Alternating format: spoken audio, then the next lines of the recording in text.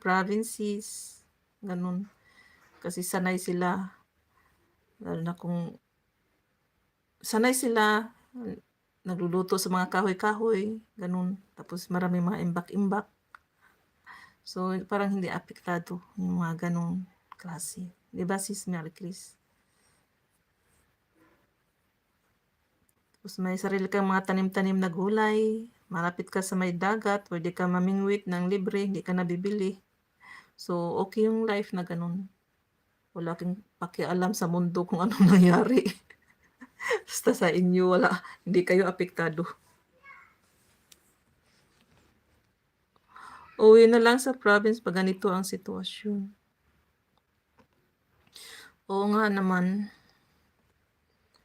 Pero hoping tayo na hindi siya lumalala, ano? Na ano agad yung sitwasyon ngayon. Mamumundok na. Nawa matapos na. Yun nga, sis. Sana nga hindi siya magtagal. Sana nga matapos na agad.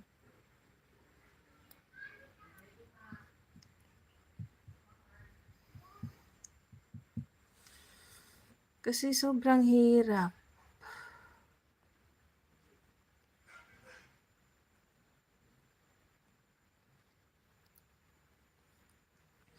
Dito, nakaubusan na yung oil.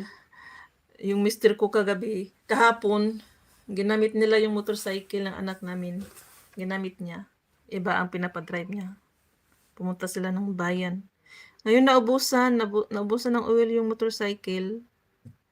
Nasa bayan sila. So naghahanap sila kung saan sila bibili ng gasolina or oil sa sa motorcycle kasi nag-empty. As in wala.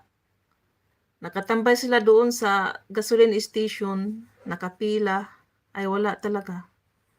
So, doon na nila iniwan yung motorcycle. Tapos, babalikan daw niya ngayong hapon, 2:00. Baka daw meron ng mabili na gasolina. Oo, ang grabe naman. Kahit saan-saan maghanap-hanap. Kasi hindi mo naman yun pwede iuwi sa bahay kasi itutulak mo, ang layo man. Kaya iniwan niya mismo doon sa may station ng gasoline. Kaya umaasa siya na ngayon meron ng mabibili kung saan sila kumukuha. Paunahan lang din. Kaya gano'n na kahirap. Dito may gasol pero mahal na sobra. Oo, mahal na siya pero maubos din yan kasi wala nang stock. Masyado. Kaya minamahalan na rin nila.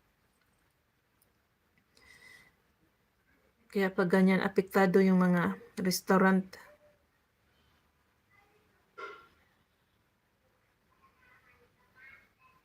Pero for sure yan, mayroong mabibili sa iba.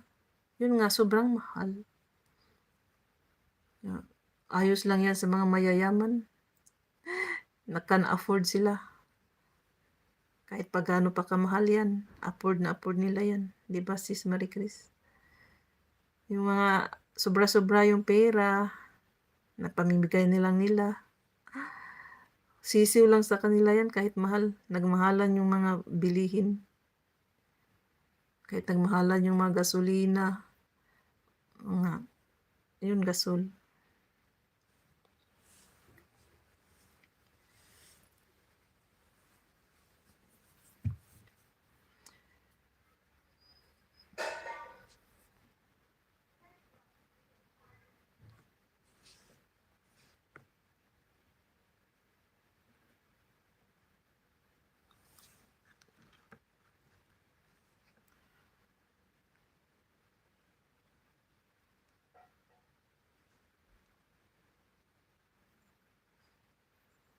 Now, hirap ang kita sa biyahe. Nagbibiyahe ba yung mo, mister? Tricycle ba?